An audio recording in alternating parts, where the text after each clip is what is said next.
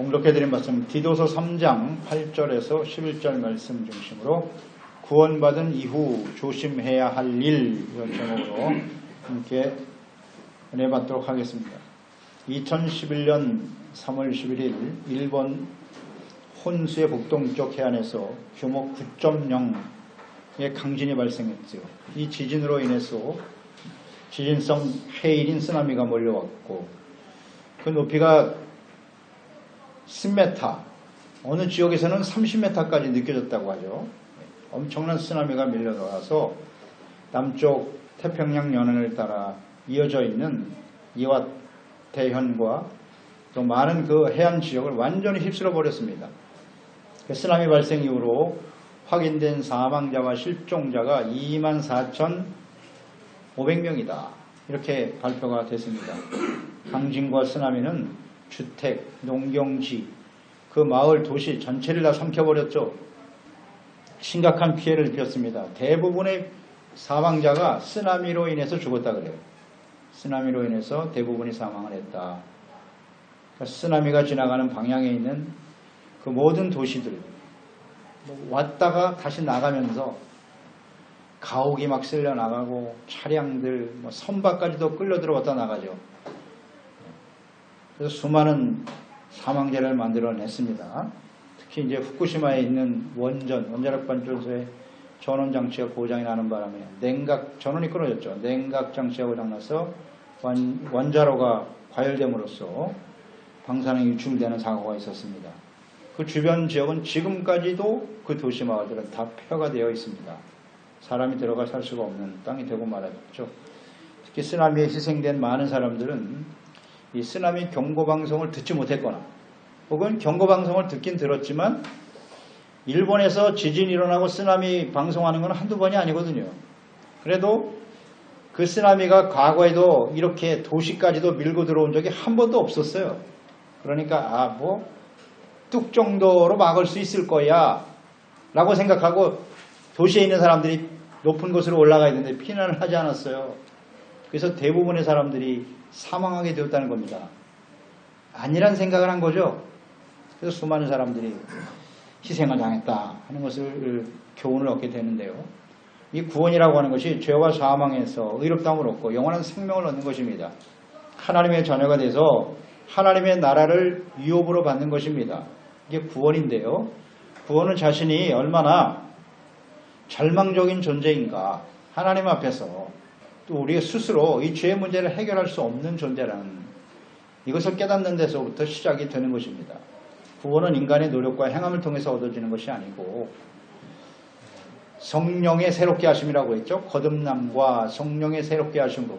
그러니까 하나님의 성령님께서 우리 가운데 감동을 주시고 깨달음을 주셔야 돼요. 우리가 죄인이고 그럼 이 죄의 문제를 어떻게 할 것이냐, 해결할 것인가? 하나님의 아들 예수 그리스도를 보내셔서 십자가에 죽으시고 부활하게 하심으로써 우리의 모든 죄를 대속하셨다. 이 성령께서 이걸 깨닫게 하시는 겁니다. 그리고 믿게 하심으로써 의롭다함을 얻고 하나님의 자녀가 되고 하나님의 나라를 유업으로 받게 되는 것이고 그것으로 끝나는 것이 아니라 그 이후에 끊임없이 거룩한 삶을 살아가도록 의의 삶을 살아가도록 인도하시는 것이죠. 구원의 완성은 하나님 앞에 서게 되는 거죠. 하나님의 나라를 유업으로 받고 상속받게 되는 것인데요. 그래서 하나님의 상속자가 된다. 이것이 구원받은 사람들에게 주시는 은혜인데 상속자가 된다고 하는 의미는 무엇이냐? 하나님의 자녀가 되는 것이다. 하나님과 아버지와 자녀의 관계가 되는 거예요. 하나님은 우리를 창조하신 분이고 우리는 그의 형상대로 지음받은 하나님의 자녀임을 깨닫게 되는 겁니다. 믿게 되는 것이고 또 그분의 그 영광스러운 원래 사람은 하나님의 형상대로 지음받은 거예요. 그게 죄로 인해서 형상이 상실되었지만 예수님을 통해서 다시 회복되는 거죠. 그래서 하나님의 거룩한 성품을 닮아가는 겁니다. 그게 상속자가 된다는 의미고 더 나가서 하나님의 아들이신 예수님께서 우리의 죄를 위해서 십자가에 죽으시고 부활하심으로써 하나님께로 가셨잖아요. 그래서 하나님 보좌 우편에 앉아 계신 것처럼 우리도 예수 그리스도와 같은 그 지위를 얻게 된다는 거죠. 하나님 우편에서 예수 그리스도와 같은 영광스러운 모습으로 살게 된다. 그런 뜻이겠고 또 궁극적으로는 썩지 않을 영원한 하나님의 나라를 유업으로 받게 된다. 그곳에서 영생과 멸류관을 누리며 살게 될 것이다. 근데 이것입니다. 그래서 이 구원이 이런 과정을 통해서 예수 그리스도를 믿음으로 의롭다함을 얻고 또 끊임없이 하나님의 진리의 말씀으로 잘 양육되고 성숙해 가다가 선한 싸움을 싸우고 죄와 싸우고 세상과 싸우고 자기 자신의 욕망과 끊임없이 싸워 승리함으로써 하나님 앞에 서는 거죠. 이것이 구원의 완성입니다. 이 시대에 이제 예수 그리스도의 재림이 임박해 있습니다. 인류의 역사는 이제 하나님의 진노하심으로 인해서 심판을 앞두고 있다. 멸망을 향해 달려갈 수밖에 없습니다. 예수님의 재림과 마지막 심판에 대한 경고의 말씀이 끊임없이 선포되고 있지만 오늘날 그리스도인들이 그 쓰나미를 경험했던 사람들처럼 수도 없이 듣는 이야기 아니겠어요? 예수님의 재림, 이 땅에 마지막 혼란이 임한다. 별로 관심이 없어요. 그냥 막연하게 자기가 살던 삶을 그대로 사는 거예요. 그냥 쓰나미가 몰려오고 있는데 거기 자동차 타고 지나가다가 그냥 지나가는 거예요. 막연하게 난 구원받았으니까 뭐 괜찮겠지, 이런 안일한 생각을 가지고 살아가고 있다는 거죠. 구원받은 것으로 끝나는 겁니까? 막연하고 안일한 태도로 살아가고 있지 않나요? 그러한 그리스도인들에게 오늘 본문 말씀은 구원받은 이후에 우리가 조심해야 할 일이 무엇인가에 대해서 경고하고 있습니다. 경고. 이 경고를 듣고 잘 준비되면 구원과 생명에 참여하게 되겠지만 그렇지 못하면 쓰나미에 밀려나가겠죠. 사망에 처하게 되겠죠. 첫 번째 우리가 구원받은 이후에 조심해야 될 일은 뭐냐? 첫째, 조심하여 선한 일에 힘쓰라. 이렇게 말씀하고 있네요. 8절 말씀이죠. 이 말이 미쁘다 원하건대 너는 이 여러 곳에 대하여 굳세게 말하라.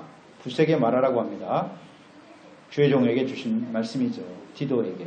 하나님을 믿는 자들로 하여금 조심하여 선한 일을 힘쓰게 하려 함이라. 이것은 아름답고 사람들에게 유익하다. 믿고 구원받은 우리 성도들, 그리스도인들이 악하고 폐역한 세대를 살아가고 있습니다. 이 악한 세대 속에서 우리가 선한 일을 힘써야 한다.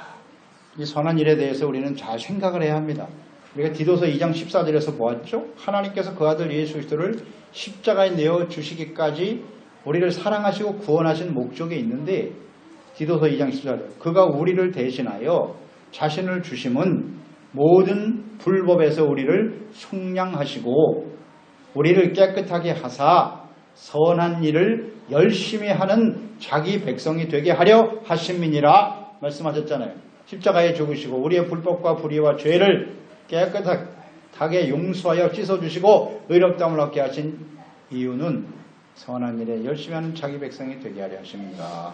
선한 일을 열심히 해야 되는데 그 앞에 조심하여라는 것이 단서가 붙어 있네요. 조심하여 선한 일에 힘써야 한다. 뭘 조심해야 되나? 그럼 조심하다라고 하는 사전적 의미는 잘못이나 실수가 없도록 말과 행동에 신경을 써서 살아가는 겁니다. 그러니까 구원받은 그리스도인들은 항상 우리의 말과 행동에 주의를 기울여야 돼요. 아무 생각 없이 말하고 행동하지 말고 내가 이렇게 말하는 것이 하나님의 뜻이 맞나? 혹시 이렇게 되면 내가 하나님의 말씀을 어기는 건 아니야? 조심해야 된다. 그러면 무엇을 조심해야 할까요? 신명기 6장 10절에서 12절 말씀을 묵상하게 되는데요. 내 하나님 여호와께서 내 조상 아브라함과 이삭과 야곱을 향하여 내게 주리라 맹세하신 땅으로 너를 들어가게 하시고, 하나님이 들어가게 하시는 거예요.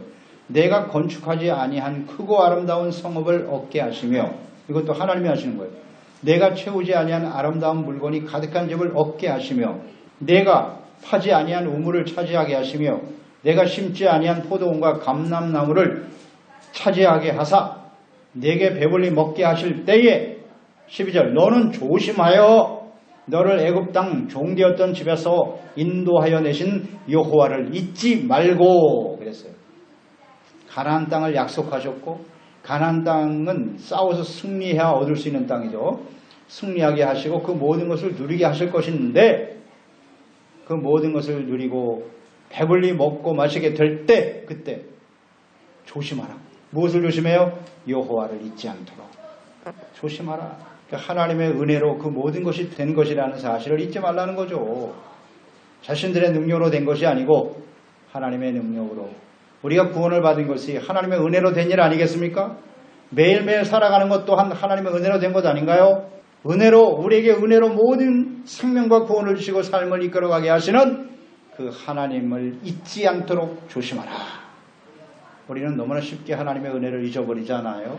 그 하나님의 은혜로 인해서 은혜 받은 사람이 해야 할 일은 감사하는 일입니다. 모든 일에 감사하고 그 하나님을 찬양하고 기뻐하며 주님을 섬기는 것입니다. 그게 은혜 받은 사람의 마땅한 태도예요. 그러니까 은혜를 잊었다는 얘기는 쉽게 말하면 내 마음속에서 감사가 사라져버린 거예요. 내 능력과 내 노력과 내 힘으로 사는 거지 하나님이 나한테 해주신 게 뭐가 있습니까? 감사가 사라졌어요. 자기 능력으로 사는 게 아니에요. 우리 가족들이 또 소중한 우리 지체들이 나와 함께하는 사람들이 서로 관계 속에서 은혜를 받고 살아가는 건데 당신이 나한테 해준 게 뭐 있어? 유아독전이에요. 유아독전. 감사가 없어요. 이런 사람들. 거기에 기쁨이 있을까요? 없어요. 기쁨과 감사가 사라졌다. 아, 이거 내가 하나님의 은혜를 잊어버리고 있구나. 잊어버린 겁니다. 이걸 잊지 않도록 조심해야 돼요. 그 다음 무엇을 더 조심해야 되나요? 신명기 6장 그 12절 말씀을 이어서 묵상할 필요가 있는데 6장 14절로 15절에는 이런 말씀하셨어요. 너희는 다른 신들 곧 내 사면에 있는 백성의 신들을 따르지 말라. 너희 중에 계신 너희 하나님 여호와는 질투하시는 하나님이신 즉 너희 하나님 여호와께서 내게 진노하사 너를 지면에서 멸절시킬까 두려워하라. 이런 말씀하셨네요. 그러니까 이 말씀은 하나님을 은혜를 잊어버림으로 인해서 이 하나님을 잊어버리면 어떤 결과가 찾아온다? 우상숭배로 이어진다는 겁니다. 이스라엘 백성들이 들어가야 될 가나안 땅은 우상을 섬기는 사람들로 가득한 땅이에요. 그래서 그들과 동화될까 봐 하나님께서 1년 동안이나 광야에서 그들을 유예시키면서 율법을 주시고 성전을 주시고 거룩하고 성결한 사람이 떡으로만 사는 게 아니지 하나님의 말씀으로 사는 것이라고 끊임없이 가르치시고 훈련시킨 거 아닙니까? 그런데도 안 되니까 결국 40년 동안 훈련시킨 거 아닙니까? 1년이면 들어갈 수 있었던 곳인데 가나안 땅 40년 동안 훈련시켜서 들어갈 수밖에 없었다 하는 걸 생각하는데요. 그 하나님의 백성들에게 너희들이 하나님의 은혜를 잊어버리면 반드시 그들이 섬기는 우상을 따라가게 될 거라는 거죠. 그러니까 절대로 그런 우상에 빠지지 않도록 조심하라고 주의하라고 계속해서 말씀하셨던 거예요. 하나님의 은혜로 구원받은 사람들 이집트에서 애굽에서 구원받은 이스라엘 백성들을 생각해 보세요. 그들이 어떻게 구원받았습니까? 10가지 막 재앙이 쏟아지고 기적이 일어나잖아요. 홍해가 갈라지고 그 갈라진 바다의 땅을 딛고 자신들이 구원받은 사람들 아니에요. 신의 산에서 하나님이 임재하신 걸 보았고 하나님의 음성을 들었고 만나를 내려주셨잖아요. 40년 동안 하늘에서 만나가 내려와서 그거 먹고 살게 하셨고 이 하나님을 버리고 우상을 섬긴다? 이게 있을 수 있는 일인가요? 그런 은혜를 받고 가나안 땅에 들어간 사람들이 우상을 섬겨? 그런데 어이없는 일이 실제로 벌어졌잖아요. 하나님께서 모세를 통해서 가나안 땅 들어가기 전에 이거 조심하라고 계속 강조하신 거예요. 그런데 그걸 귀뚱으로 들은 거예요.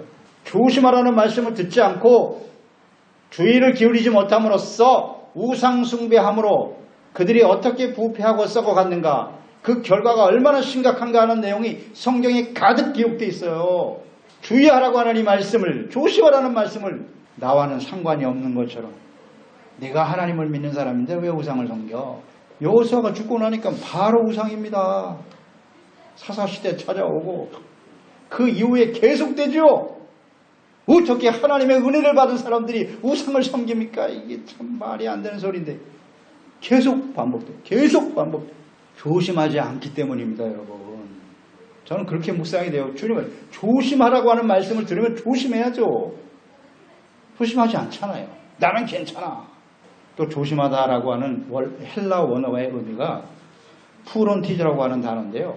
원래 그 단어의 뜻이 뭐냐면 훈련하다, 열심히 하다, 주의를 기울인다 이런 뜻을 갖고 있어요. 그러니까 구원받은 이후에 우리가 이 약한 세대를 살고 있잖아요. 그러니까 이 약한 세대를 본받지 않도록 우상에 빠지지 않도록 훈련을 해야 된단 말이에요. 하나님의 말씀 묵상하고 기도하고 성령님의 인도하심을 받는 이 경건의 훈련을 받는 일을 계속해야 돼요. 훈련하라는 얘기예요. 이걸 게을리하면 우리는 우상에 넘어가요. 열심히 하지 않으면 안 돼요. 우리가 주님을 섬기는 것은 열심을 품고 섬겨야 돼요. 대충 그냥 형식적으로 이러다가 결국 우상에 빠졌다는 거예요. 주의를 기울여라. 주의하라. 조심하라. 하는 말씀을 잘 귀담아 들어야 됩니다. 하나님의 은혜를 잊지 말고 그걸 잊으면 우상 숭배로 빠진다.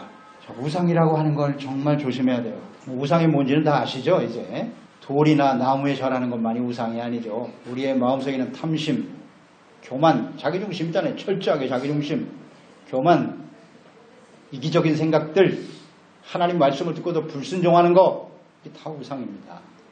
자기중심이죠. 이걸 정말 조심해야 돼요. 하나님보다 재물을 더 사랑하고 쾌락을 더 사랑하고 이게 다 우상이죠. 버려야 합니다. 선한 일에 이것을 조심하면서 선한 일에 힘쓰라 그랬어요. 그 힘쓰라라고 하는 원어의 의미가 프레이스테마라고 하는 단어인데 이것은 뭐냐면 앞장서다. 잘 보세요. 힘쓰라고 하는 것은 앞장서다, 이끌어가다, 그 다음 실행한다 이런 뜻을 갖고 있단 말이에요. 의미가. 그러면 선한 일을 이렇게 힘쓰라고 하는 의미는 그리스도인들이 악하고 폐역한 세대를 살아가고 있는데요. 그들의 죄를 답습하고 뒤따라가지 말고 하나님의 사람들은 이 악한 세대 속에서 선한 일을 주도적으로 이끌어가야 된다는 겁니다. 그런 뜻이에요. 선한 일로 앞장서 가라고. 죄악 가운데 뒤따라가지 말고 세상이 아무리 악하고 폐역하지만 우리 하나님의 사람들은 의의 삶이 무엇인지 선한 일이 무엇인지를 보이라. 여기 사람들 앞에 나타나고 보여서 많은 사람들이 하나님께 영광을 돌리게 해야 한다는 거죠. 돈을 보여라 앞장서라는 뜻이에요. 우리가 그렇게 살고 있나요? 선한 일에 힘쓰라고 하는 말씀을 실천하지 못하기 때문에 오늘 세상이 이렇게 엉망이 되는 거고 교회와 그리스도인들이 비난을 당하는 겁니다. 힘쓰라고 하는 이 단어의 의미를 몰라. 어떻게 하는 게 힘쓰는 건데요? 어떻게 하는 건? 로마서 12장 2절에 너희는 악한 세대를 본받지 말고 오직 마음을 새롭게 함으로써 변화를 받아야 되고 하나님의 선하시고 온전하시고 기뻐하신 뜻이 무엇인가를 분별해야 한다고 말씀해주고 있잖아요. 이 악한 세대를 절대 본받으면 안 돼요. 불의하고 악한 이 세상 불의하고 악한 일에 동조하거나 타협하지 말고 하나님의 자녀잖아요. 우리 뭔가 좀 자부심을 가지고 이것이 선하고 올바른 일이야 라고 이끌어가야죠. 실천을 통해서 보여주고 근데 이런 사람 찾아보기가 쉽지가 않잖아요. 그러니까 어둠 속에서 빛이 숨겨질 수 없는 것 같이 그리스도인들은 선한 일을 앞장서서 실천할 수밖에 없는 사람들이에요. 그러면 우리가 앞장서서 이끌어가야 될 선한 일이란 무엇입니까? 선한 일은 무엇이죠? 예수님께서 가르쳐 주신 선한 일이 무엇인가를 찾아보겠습니다. 마태복음 19장입니다. 마태복음 19장 16절로 19절에 어떤 사람이 주께 와서 이르되 선생님이여 내가 무슨 선한 일을 하여야 영생을 얻으리이까? 선할과 영생에 대해서 말했어요. 예수께서 이르시되 어찌하여 선한 일을 내게 묻느냐? 선한 일은 오직 한 분이시니라. 내가 생명에 들어가려면 계명들을 지켜라. 이르되 어느 계명이오니까? 예수께서 이르시되 살인하지 말라, 간음하지 말라, 도둑질하지 말라, 거짓 증언하지 말라, 내 부모를 공경하라, 내 이웃을 내 자식과 같이 사랑하라 하신 것이니라. 이 사람은 부자 청년 관원이라고 하잖아요. 젊은 관원이 예수님께 찾아왔어요. 그의 질문의 요지는 뭡니까? 어떤 선한 일을 행해야 내가 영생에 이룰 수 있겠어요? 선한 일과 영생에 대해서 물었어요. 선한 일, 영생, 이것은 중요한 관련이 있어요. 그래도 이 사람은 지혜로운 사람이에요. 선한 일과 영생이 관련이 있다는 걸 알고 있었어요. 그러니까 예수님께서 그래? 네가 선한 일에 대해서 관심이 많구나. 그 선한 일이란 무엇인 줄 알아? 그러면서 예수님이 하신 말씀이 뭐라고요? 살인하지 말라, 간음하지 말라, 도둑질하지 말고, 거짓 증거하지 말고, 내 부모를 공경하라. 10계명 중에서 1계명에서 4계명은 하나님 사랑, 5계명에서 10계명은 이웃 사랑으로 요약할 수 있죠. 근데 예수님께서 1계명에서 4계명을 말씀하신 것이 아니라 5계명에서 10계명을 말씀하셨어요. 그게 뭐라고요? 선한 일이라고. 선한 일을 물으니까 그래 이게 선한 일인데 너 다 지켰어? 라고 물으신 거잖아요. 따라서 선한 일이란 무엇이다? 내 이웃을 내 몸과 같이 사랑하는 거다. 이웃 사랑의 구체적인 실천이 곧 선한 일이다 라고 예수님이 말씀하셨어요. 주님 말씀하신 대로 해야죠. 그래서 예수님께서도 요한복음 13장 34절이잖아요. 내가 너에게 새 계명을 주노니 이 율법 10계명을 한 문장으로 요약하셨잖아요. 서로 사랑하라. 내가 너희를 사랑한 것 같이 너희가 서로 사랑하라. 이렇게 말씀하셨어요. 이게 새 계명이라고. 이웃을 사랑하는 거예요. 그게 바로 선한 일이고 율법의 완성이라고. 예수님께서 말씀하신 이 선한 일이란 이웃사랑의 구체적인 실천이다 라고 말씀하셨고요. 또 예수님께서 산상수훈에서도 이웃사랑에 대한 구체적인 실천이 이것이 바로 선한 일이라고 말씀하셨는데요. 마태복음 5장 14절 이하에 보면 예수님께서 우리를 너희는 세상의 빛이다 이렇게 정의를 하셨어요. 우리의 정체성, 그리스도인의 정체성은 빛인데 이같이 너희의 빛이 사람 앞에 비치게 하여 16절 이하죠. 그들로 너희 착한 행실을 보고 하늘에 계신 너희 아버지께 영광을 돌리게 하라. 내가 율법이나 선지자를 폐하러 온 줄로 생각하지 말라. 폐하러 온 것이 아니고 완전하게 하려 함이니라. 진실로 너에게 이르노니 천지가 없어지기 전에는 율법의 1.1획도 결코 없어지지 아니하고 다 이루리라. 예수님이 율법을 폐하러 오신 분이 아니에요. 율법을 완성시키기 위해서 오셨다고요. 그런데 착한 행실에 대해서 강조했어요. 빛된 삶이란 뭐냐? 착한 행실이다. 그 착한 행실이 바로 무에나 오브라예요. 무에나 오브라. 선한 일, 착한 행실 같은 단어예요. 같은 뜻이라고요. 그러니까 우리가 빛된 삶을 살아가는 것이 선한 일이다. 그러면서 주님께서 말씀하신 율법을 폐하러 오신 것이라 완전하게 하려 오셨지라고 말씀하시고 5장 21절로 이어지죠. 의의 삶이란 착한 행실이란 무엇이니 선한 일이란 바로 이것이야 라고 5장 21절에 살인하지 말라 하는 옛 계명을 너희가 들었지 10계명을 풀어서 설명하고 계세요. 예수님이. 따라서 선한 일이란 하나님의 계명을 가지고 지키는 것이다. 아멘. 이웃사랑의 구체적인 10계명에 나타난 5계명에서 10계명을 실천하는 것이 선한 일이라고 말씀하셨어요. 이웃사랑의 구체적 실천이다. 선한 일이 뭔지도 모르면 안 되잖아요.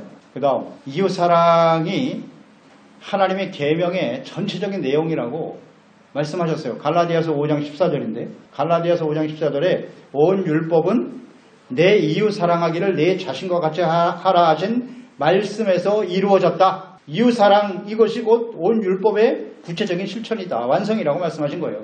또 로마서 13장 9절이죠. 간음하지 말라, 살인하지 말라, 도둑질하지 말라, 탐내지 말라 한 것과 그 외에 다른 계명이 있을지라도 내 이웃을 내 자신과 같이 사랑하라 하신 그 말씀 가운데 다 들었느니라. 아멘. 그 계명의 말씀이 이웃사랑 거기에 다 들어있다.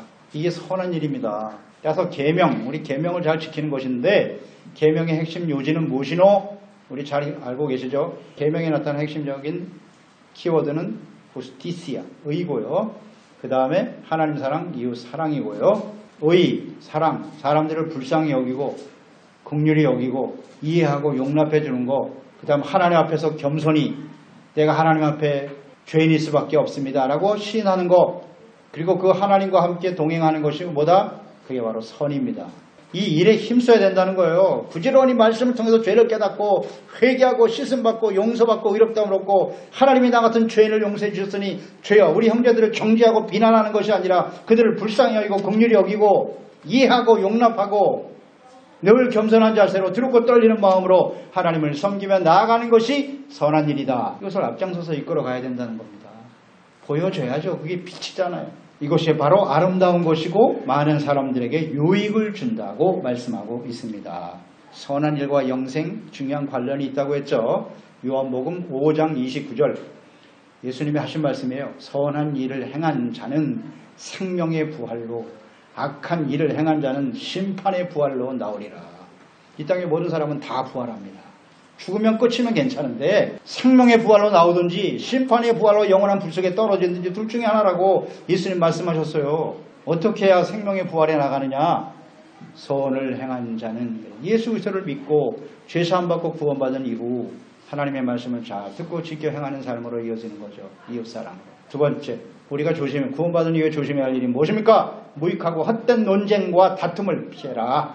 9절, 그러나 어리석은 변론과 족보 이야기와 분쟁, 율법에 대한 다툼을 피하라. 이것은 무익한 것이고 헛된 것이다. 우리 그리스도인들에게 있어서 구원받은 하나님의 자녀들은 반드시 지켜야 될, 성경 말씀은 반드시 지켜야 될 하나님의 말씀이고 명령이지 이것은 무슨 논쟁과 다툼의 대상이 될 수 없어요.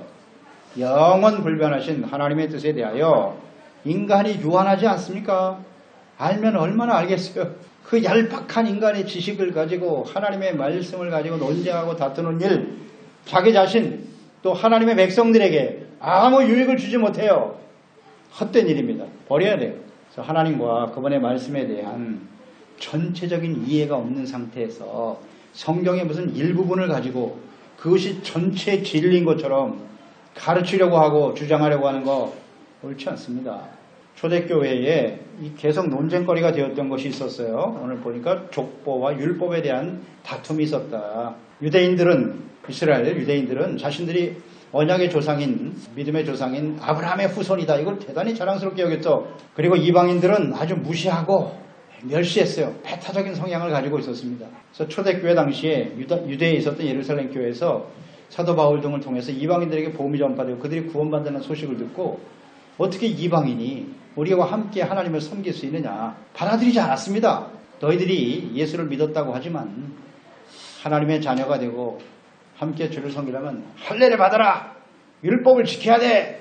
이걸 계속 강조했죠. 이에 대해서 유대인 중에 유대인이고 바리새인 중에 바리새인이었던 사도 바울이 로마서 10장 11절로 13절에 말씀합니다. 성경에 이르되 누구든지 그를 믿는 자는 부끄러움을 당하지 아니하리라 하니 유대인이나 헬라인이나 차별이 없음이라. 한 분이신 주께서 모든 사람의 주가 되사 그를 부르는 모든 사람에게 부여하시도다. 누구든지 주의 이름을 부르는 자는 구원을 받으리라. 족보 이야기 의미 없어요. 내가 무슨 몇 대 가문, 믿음의 가문에서 태어났고 의미 없음. 그런 걸 가지고 다툴 일이 아니에요. 자랑할 일도 아니고. 그 다음 율법에 대한 다툼이 있었다. 구원은 하나님의 아들 예수 그리스도께서 우리의 모든 인류의 죄를 위해서 십자가에 죽으시고 부활하심으로써 죄를 다 용서하셨다 하는 것을 받아들이는 거거든요. 믿음으로 받아들이고 그 앞에 나가서 자신의 죄를 자복하고 돌이키는. 그러니까 이 하나님의 구원은 인간 스스로 무슨 노력과 의지를 통해서 이렇게 얻어내는 게 아니라 하나님이 이렇게 찾아오시는 거예요. 찾아와서 성령으로 감동하시고 깨닫게 하시고 믿게 하시고 그래서 주님의 자녀가 되게 하시는 거거든요. 그러니까 하나님의 주권적인 택하심과 부르심과 깨닫게 하심, 이게 다 하나님이 하시는 일이거든요. 주권적인 은혜라고요. 구원은 인간이 어떤 노력을 해서 어떻게 의에 이를 수 있다고 하는 게 아니라 산속에 들어가서 뭐 선을 쌓고 선행을 하고 수행을 하고 이렇게 해서 구원에 이르는 게 아니고 하나님이 이렇게. 그런데 율법을 지켜서 우리가 완전히 율법에 있는 말씀을 다 지켜 의에 이를 수 있다, 구원에 이를 수 있다고 주장하는 것이 율법주의자들이에요. 율법을 완전히 지켜서 의에 이뤄야 된다고. 그것이 불가능하기 때문에 하나님의 아들 예수님이 직접 찾아오신 거 아닙니까? 그런데 예수를 믿고 구원받았다고 하면서 여전히 율법을 지켜야 구원받는다고 주장하는 사람들. 또 하나는 그러니까 율법주의자들이죠. 또 하나의 문제는 무율법주의입니다. 예수님이 십자가에서 우리의 모든 죄를 용서하셨기 때문에 그 이전에 있었던 모든 율법은 다 필요 없어. 무율법주의죠. 율법이 필요 없으면 성경에 왜 기록해 놓으셨겠어요? 신약 성경만 가지고 있으면 되지.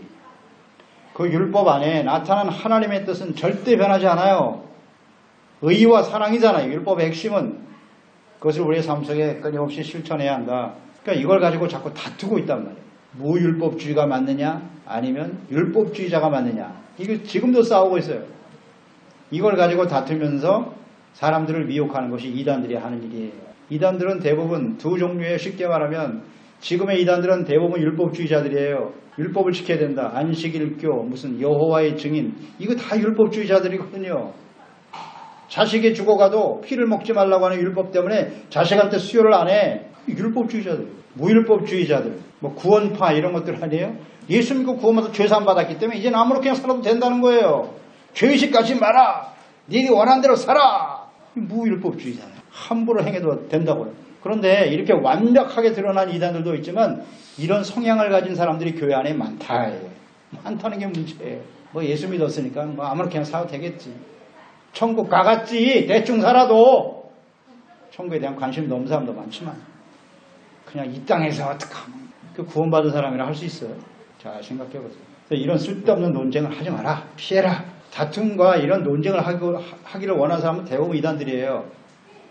거기에 우리가 대응할 필요가 없어요. 디모데전서 6장 3절로 5절 누구든지 다른 교훈을 하며 바른 말 곧 우리 주 예수 그리스도의 말씀과 경건에 관한 교훈을 따르지 아니하면 그는 교만하여 아무것도 알지 못하고, 이단들은 또 대단히 교만해요. 자기들만이 무슨 특별한 진리를 아는 것처럼 변론과 언쟁을 좋아한다고 나와 있잖아요. 투기와 분쟁과 비방과 악한 생각이 나며 마음이 부패해지고 진리를 잃어 경건을 이익의 방도로 생각하는 사람들이다. 하나님을 믿는 모습은 있지만 결국은 자기 이익이 사람들을 속인다. 이단의 특성. 그러니 다툼을 일으킨다. 또 다툼을 일으키는 게 이단들의 특성이라고 딱 나와 있잖아요. 우리 지난번 배웠죠. 이런 걸 피해야 돼. 불필요한 논쟁하지 마. 교회 안에서. 세 번째 마지막이죠. 이단에 속한 자들을 멀리하라고. 조심하래요. 10절 11절 이단에 속한 사람은 한두 번 훈계한 후에 멀리하라. 이러한 사람들은 내가 아는 바와 같이 부패하여 스스로 정죄한 자로서 죄를 짓느니라. 이단에 속한 사람들. 이단 달을 이자 끝단자라고 그랬어요. 끝이 달라요. 처음엔 비슷해. 다 하나님 잘 믿는 것 같아. 들어가 보면 끝이 달라요. 예수 그리스도를 부인해. 이렇게 율법주의, 무율법주의 이런 식으로 간단 말이에요. 그리스도를 부정해요. 이단. 그러니까 이단이라고 하는 헬라어의 원어가 있어요. 하이레티코스라고 하는 말인데 이 단어의 의미를 알면 아주 명백해져요. 하이레티코스란 말은 뭐냐면 스스로 취하다. 스스로 선택하다. 이게 이단이란 뜻이에요. 정확해지지 않아요? 그러니까 하나님도 자기 스스로 선택하는 거야. 하나님 말씀 중에도 자기가 스스로 선택해. 아, 이 말씀은 좋으네. 스스로 선택하고 스스로 결정하고. 그러니까 하나님도 자기가 만들어. 그런 게 이단이에요. 그러니까 이단들의 특성은 뭐예요? 예수님과 하나님은 온데간데 없고 나만 믿어라. 나만 따라와야 돼. 내가 가르치는 걸 믿어야 돼. 이게 이단이잖아요. 스스로 선택한 자기를 높여.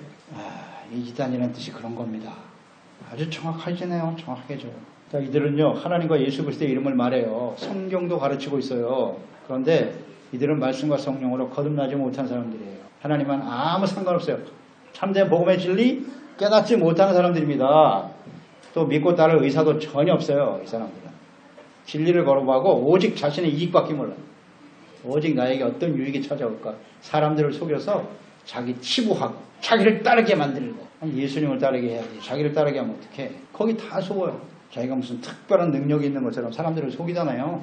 또 이들은 특징이 뭐예요? 부패하여 스스로 정죄한 자다. 부패하다라고 하는 헬라 원어의 단어가 뭐냐면 비뚤어지다라고 하는 뜻이거든요. 삐뚤어지다. 잘못된 길을 선택하게 만들다. 하나님의 진리의 말씀에 등을 돌린다. 그런 뜻을 갖고 있어요. 그러니까 생명과 구원과 의와 빛이 되시는 하나님과 예수 그리스도 진리의 복음의 말씀을 버리는 겁니다. 그리고 스스로 죄악된 길을 선택하며 가는 거예요. 자기의 길을 가는 거죠. 주님의 길을 가는 게 아니라. 그게 부패하는 겁니다. 여러분. 부패가 다른 게 아니에요. 하나님께 등 돌리고 말씀에 등을 딱 돌리는 순간 바로 부패다. 부패의 의미가 배반한다는 뜻이에요. 배반, 등 돌린다고. 하나님의 등을 돌리고 교회에 등을 돌리고 하나님의 말씀에 등을 돌리고 이게 바로 부패입니다. 부패 시작이에요. 하나님 말씀을 떠나서 하나님 말씀을 듣지 아니하고 예배드리고 기도하지 않고 우리가 하나님 앞에 의롭고 진실한 모습으로 살아갈 수 있을까요? 불가능하죠. 빛을 차단해버리고 맑고 화난 사람을 살 수 있다고요? 불가능하죠. 빛을 열어서 빛이 들어와야 내 안에 얼마나 더러운 것이 있는지를 발견할 거 아니에요. 등을 돌린다. 아주 분명하네요. 그러니까 이런 악한 자들은, 이단들은요, 그 자체가 어두운 사람들이기 때문에 빛, 하나님 말씀, 진리 상관없는 사람들이에요. 종교적인 모양은 갖고 있지만 하나님과 그 보내신 자 예수 그리스도를 인정하지 않습니다. 절대로. 예수님의 이름을 들먹이지만 절대 믿지 않아요. 따르지 않습니다. 그래서 디모데후서 3장 5절로 7절에서 보았죠? 경건의 모양은 있으나 경건의 능력은 부인하니 이 같은 자들에게서 내가 돌아서라. 모양은 있는데 능력을 부인해요. 그 능력이 의로운 삶, 진실한 삶 이런 거잖아요. 거룩하고 성결하고 선한 일, 이것이 경건의 능력인데 이런 사람은 어떻게 하라고요? 이단자들에 대한 태도는 한두 번 훈계한 후 멀리하라. 자꾸 그들과 논쟁하려고 하면 안 돼요. 의미 없음. 아무리 얘기해도 저도 옛날에 해봤어요. 이단들하고 같이 말씀 펴놓고서 한번 해보자. 아무리 해도 못 알아들어요. 잘못된 생각이 딱 박혀있기 때문에 아무리 얘기해도 소용없어. 말씀을 정확하게 가르쳐줘도 또 다른 말씀, 말도 안 되는 말씀 끄집어내고 대화가 안 되더라고요. 가까이 할 필요가 없어요. 멀리 하라. 훈계는 해야 돼요. 훈계. 예수 그리스도를 믿어야 구원받습니다. 그렇지 않으면 하나님의 진노 앞에 서는 거예요. 진리만 딱 얘기해주고 다른 길은 없어요. 예수님만이 구원입니다. 라고 얘기해주고 나머지는 멀리하는 것이 맞다. 왜? 전혀 도움이 안 되거든요. 오히려 미혹될 가능성이 훨씬 많아요. 하나님의 말씀에 대한 이해가 없고 온전한 믿음을 가지지 못한 사람은 대부분 미혹될 수 있어요. 그래서 멀리하라고 말씀하시네요. 특히 지금이 이제 마지막 때이기 때문에 이런 거짓 선지자들이, 이단들이 아주 판을 치고 있어요. 조심해야 됩니다. 잘 분별하고 멀리하도록 해야 하는데요. 그래서 우리가 예수 그리스도를 믿고 의롭다함으로 구원받은 것은 시작이라는 거 잊지 마시고요. 시작일 뿐이고 구원이 시작된 거예요. 그리고 그 이후에 어떻게 우리가 조심하고 하나님의 말씀 안에서 바르게 성숙해 갈 수 있을 것인가. 또 우리가 인생을 마감하고 주님 앞에 서는 날, 그때까지, 혹은 예수님께서 역사 속에 이 땅에 다시 오시는 날, 그때 온전히 이루어질 구원을 위해서 이 악한 세대를 본받지 말고 항상 조심해야 돼. 하나님의 은혜를 잊지 말자. 우상과 죄악에 마음을 빼앗기지 않도록 주의를 기울이고 선한 일에 힘써야 된다. 이웃사랑이죠. 하나님의 계명을 잘 지켜 순종하는 이걸 힘써야 되고, 무익하고 헛된 논쟁 하려고 하지 말고 피하고요. 이단들을 가까이 하지 말고 멀리하여 우리 자신을 지켜 우리의 믿음을 지켜 성숙한 그리스도인으로 승리하는 종들이 되시기를 축원합니다. 공독해드린 말씀 디도서 3장 8